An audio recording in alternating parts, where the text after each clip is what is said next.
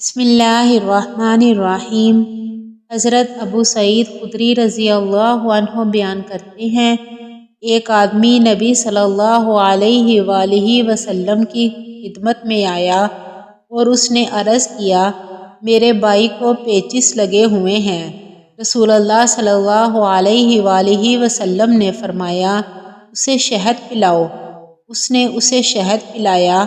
وہ پھر آیا اور عرض کیا، میں نے اسے شہد پلایا مگر اس سے پیچس اور بھی زیادہ ہو گئے ہیں۔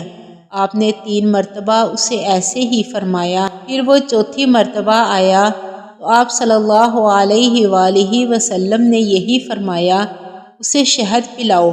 اس نے عرض کیا، میں اسے پلا چکا ہوں لیکن اس کے مرض اسہال میں اضافہ ہی ہوا ہے۔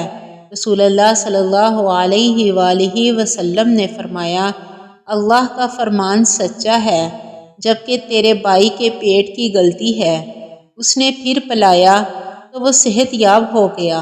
مشکوٰۃ المصابیح حدیث نمبر 4521۔ حضرت ابن عباس رضی اللہ عنہ بیان کرتے ہیں، رسول اللہ صلی اللہ علیہ وآلہ وسلم نے فرمایا، شفا 3 چیزوں میں ہے، پچنے لگوانے میں یا شہد پینے میں یا آگ سے داغنے سے، اور میں اپنی امت کو داغنے سے منع کرتا ہوں۔